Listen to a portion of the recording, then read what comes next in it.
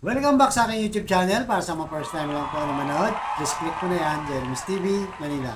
Anyway guys, wala nang bayad o libre lang, tulong mo na lang din sa kapwa mo. Alright, thank you very much po. So topic natin for today's video, may iba naman tayo guys. Smartmatic, binasura na ng Comelec. Yan guys, yan ang mainit na pinag-uusapan ngayon. Dahil ba ito sa dayahan noong 2022 election, nasangkot umano itong si Pangulong Bongbong Marcos. So, yan ang mainit na pinag-uusapan ngayon, guys. So, alamin natin. Naglabas kasi kagad ng statement itong si George Garcia. Ang sabi niya, guys, we disqualified Smartmatic to participate in all Comelec procurement.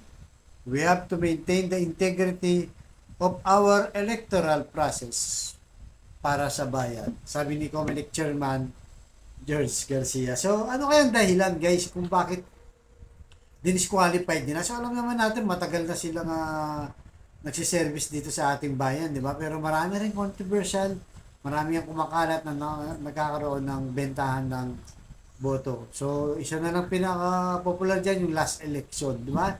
So, kung maalala nyo, nag-iingay itong si Glenn Chong na sabi niya, di umano, itong si Lisa Marcos na asawa ni BBM ay nakipag-usap si Smartmatic kasi noong 2016, di ba?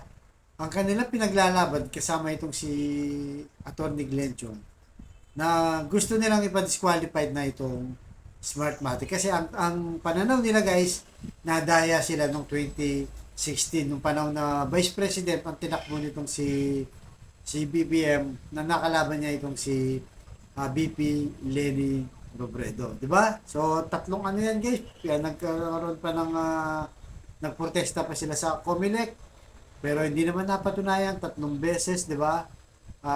Dinesisyonan ng korte na nanalo nga itong si Lenny Robredo. Pero patuloy pa rin ang kanilang pakipagbaka na gusto nila matanggal at mismo daw itong nagsabi si Pangulong BBM na gusto niya ng hybrid election.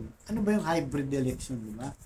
So, yun ang pinaglalaban nila noon. So, ngayon, guys, dahil sinasabi nga ni Atty. Glenn Chong na nagkaroon ng dayan, kasama na itong si TN Trio, sila General Ordonio, di ba, guys? Yan, kung nasusubaybay nyo yung kampo ni Atty. Glenn Chong, yan ang kanilang akusasyon na nagkaroon nga ng dayan. So ito ba ang ginawang dahilan ng Smartmatic guys? Ay Smartmatic ng Comelec para tanggalin na kasi masyado ng controversial nga itong Smartmatic regarding sa dayan, di ba guys? So paano ngayon yan guys? Ano bang ginawang dahilan kung bakit tinanggal itong Smartmatic? So ang dahilan guys, ang kanilang ginawang dahilan, nasa news naman yan guys, hindi ko lang nailagay dyan sa screen nyo. Yung kaso ni Bautista, itong si Bautista, kung maalala nyo, ito yung dating chairman ng Comelec noong panahon 2016. Yun na yung panahon ni BBM na nagkaroon ng na sinasabi nilang dayaan. Pero ito guys, itong si Bautista, kinasuhan sa US sa money laundering. Hindi ito sa issue na nagkaroon nga ng dayaan. Hindi yun ang kinaso dito kay Bautista, kundi money laundering. So maalala nyo, nag-away silang magkasawa, di ba?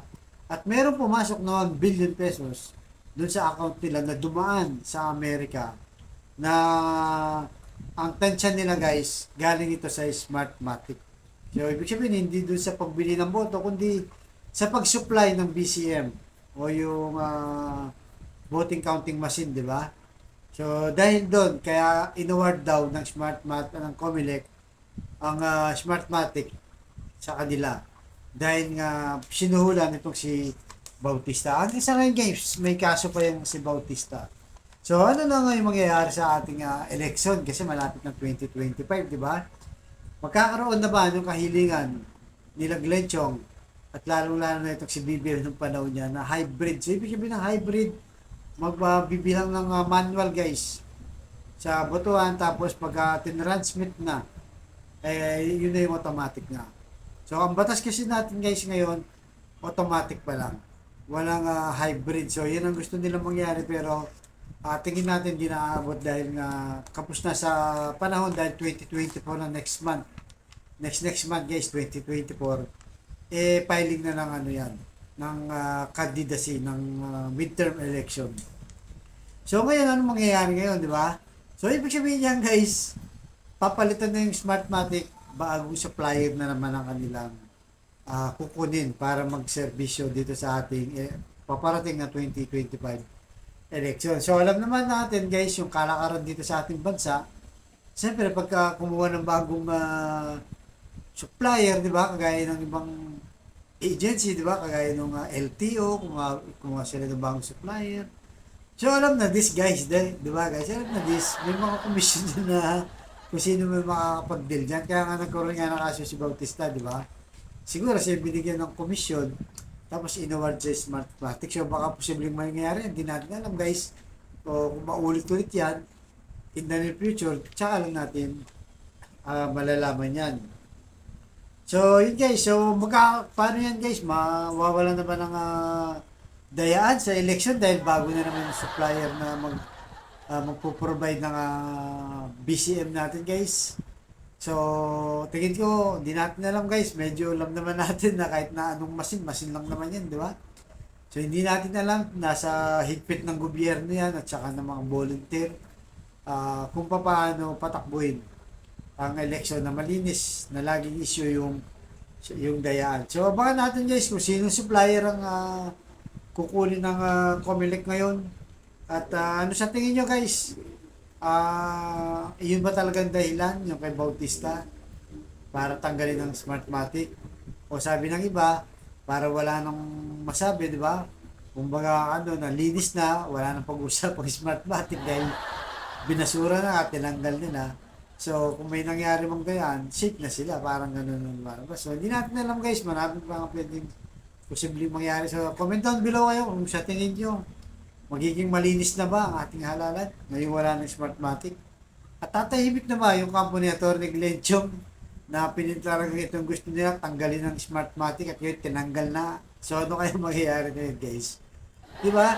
So sana tayo, 'di ba, maging alisto tayo guys. Sana maging malinis na nga. Suriin na itong susunod na supplier ng ating COMELEC para sa voting counting machine na bibili nila na bago. Sana maging malinis na. Talagang manalo yung karapat dapat, hindi yung dayan lang, 'di ba? So hanggang dito naman guys. Abangan niyo po ang susunod kong vlog. Thank you very much po.